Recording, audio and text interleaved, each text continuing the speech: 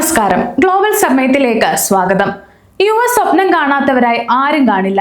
ഒരു നല്ല ജോലിയും അവിടെ സ്ഥിരതാമസമാക്കാനുള്ള ഗ്രീൻ കാർഡും ലക്ഷ്യമിട്ട് ലക്ഷക്കണക്കിന് ആളുകളാണ് ഓരോ വർഷവും യുഎസിലേക്ക് കുടിയേറുന്നത്.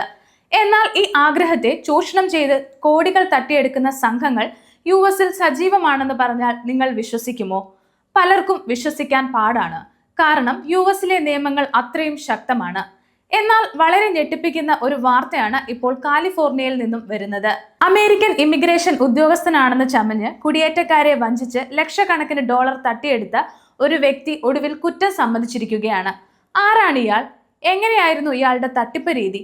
നമുക്ക് വിശദമായി നോക്കാം.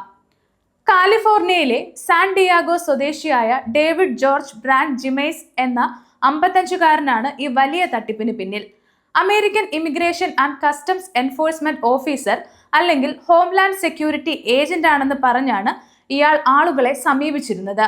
2019 ഏപ്രിൽ മുതൽ 2020 നവംബർ വരെയുള്ള കാലയളവിലാണ് ഇയാൾ ഈ തട്ടിപ്പ് നടത്തിയത്. ഓറഞ്ച് കൗണ്ടിയിലെ കുടിയേറ്റക്കാരെയാണ് ഇയാൾ പ്രധാനമായും ലക്ഷ്യം വെച്ചിരുന്നത്. ഓരോ വ്യക്തിയിൽ നിന്നും $10,000 മുതൽ $20,000, അതായത് ഏകദേശം 8 ലക്ഷം മുതൽ 16 ലക്ഷം ഇന്ത്യൻ രൂപ വരെ ഇയാൾ തട്ടിപ്പിലൂടെ നേടിയിട്ടുണ്ട്. Work permit, green card, US citizenship എന്നിവ ശരിയാക്കി നൽകാമെന്ന് പറഞ്ഞാണ് ഇയാൾ കുടിയേറ്റക്കാരെ സമീപിച്ചിരുന്നത്. ഇയാൾ ആളുകളെ വിശ്വസിപ്പിക്കാനായി വ്യാജ ICE ബാഡ്ജുകൾ കാണിക്കുകയും G18 ഫെഡറൽ ഓഫീസറാണെന്ന് കള്ളം പറയുകയും ചെയ്തിരുന്നു.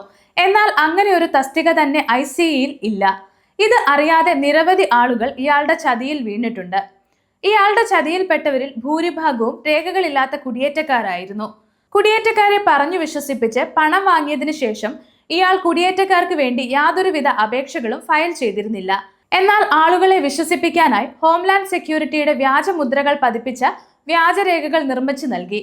പാവപ്പെട്ട കുടിയേറ്റക്കാർക്ക് ഇത് നിയമപരമായി ലഭിച്ച രേഖയാണെന്ന് അവർ കരുതി. അതുപോലെ നാടുകടത്തലിൽ നിന്ന് ഇളവ് നൽകുന്ന സ്റ്റേ ഓഫ് ഡിപ്പോർട്ടേഷൻ എന്ന വ്യാജ ഉത്തരവും ഒരാൾക്ക് നിർമ്മിച്ചു നൽകി.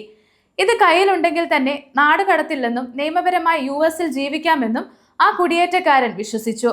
മറ്റൊരാൾക്ക് സാധുവായ സോഷ്യൽ സെക്യൂരിറ്റി കാർഡും യുഎസ് പാസ്പോർട്ട് കാർഡും ഇയാൾ നിർമ്മിച്ചു കൊടുത്തു. എന്നാൽ ഇത് മറ്റൊരാളുടെ പേരിലുള്ളതായിരുന്നു.